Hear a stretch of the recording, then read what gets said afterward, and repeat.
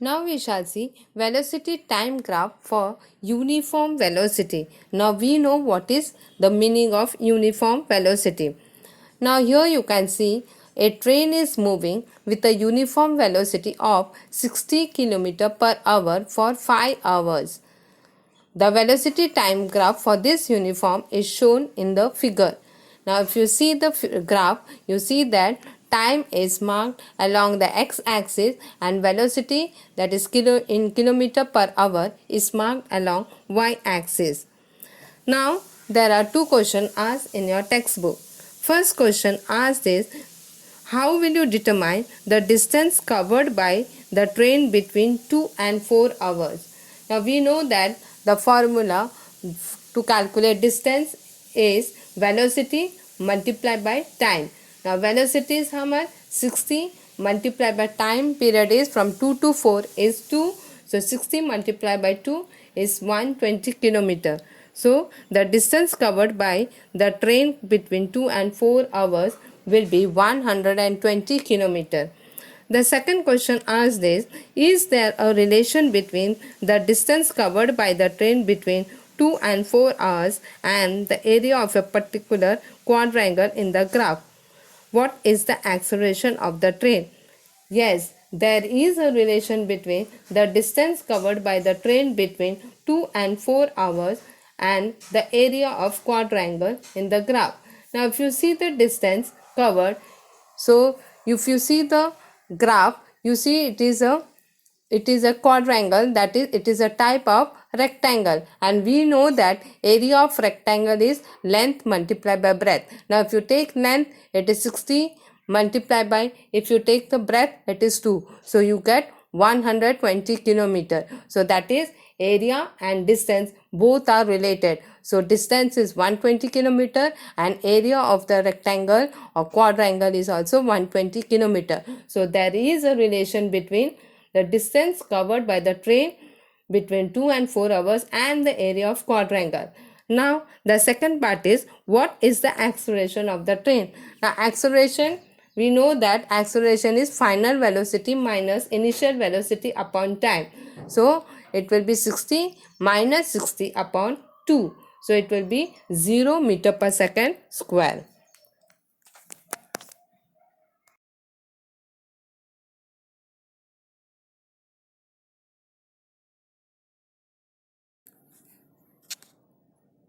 Now we shall see velocity time graph for uniform acceleration.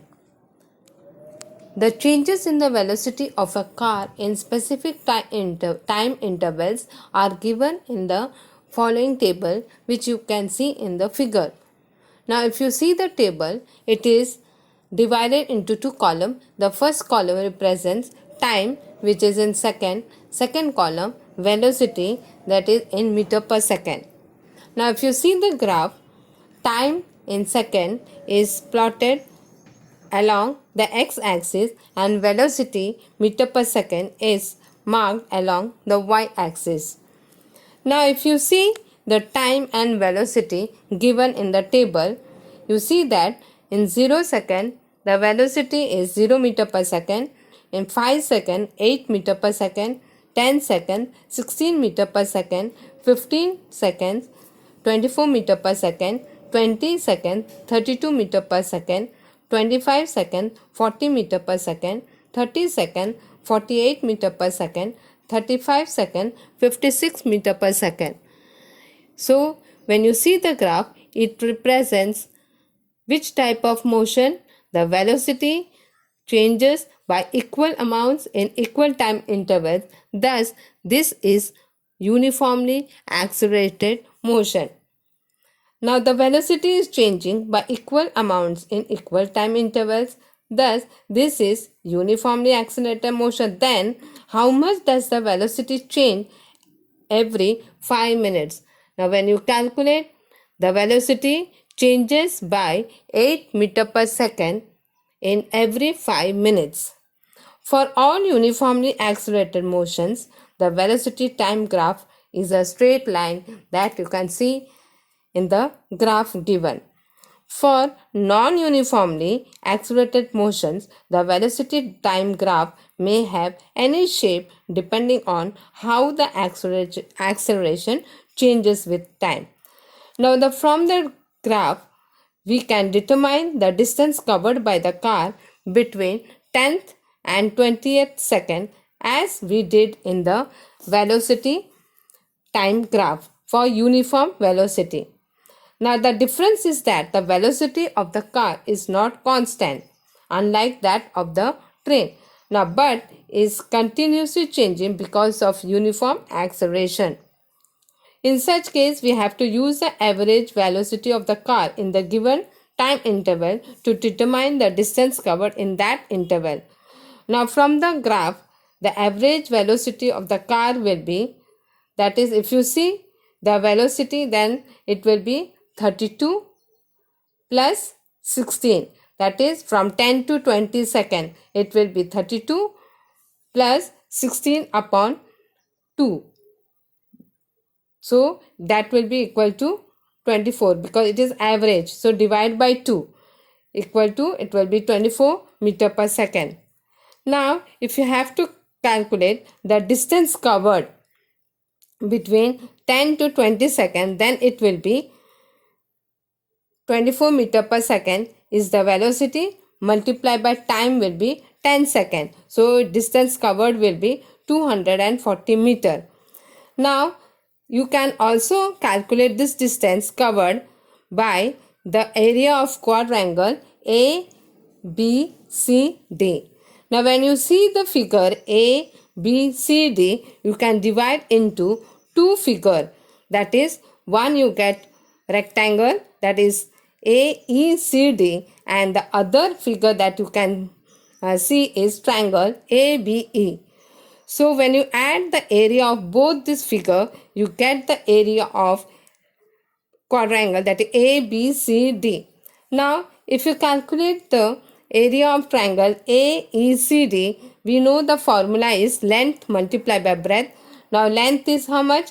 10 multiplied by breadth is how much? 16. Now when you multiply, you get 160.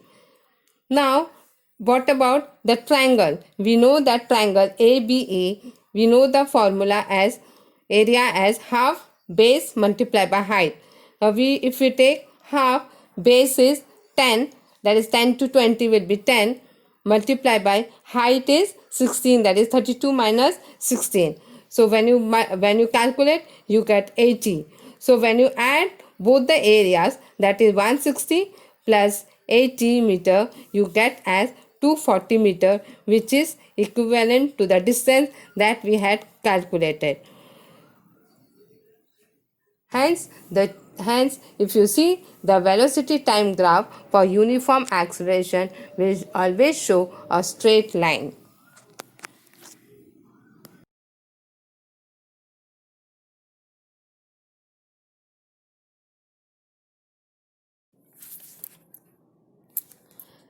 Now we shall obtain the equations of motion by graphical method.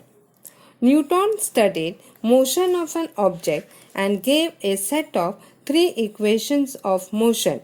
These relate the displacement, velocity, acceleration, and time of an object moving along a straight line.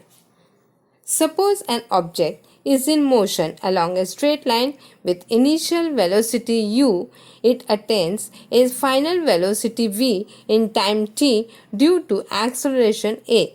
Its displacement is s. The three equations of motion can be written as v equal to u plus at. This is the relation between velocity and time. S equal to ut plus half at square. This is the relation between displacement and time.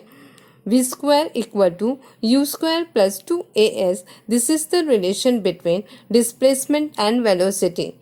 Let us try to obtain these equations by the graphical method. Now, the first graph that you can see shows the relation between velocity and time. If you see the figure, it shows the change in velocity and time of a uniformly accelerated object. The object starts from the point D in the graph with velocity u. Its velocity keeps increasing and after time t it reaches the point B on the graph.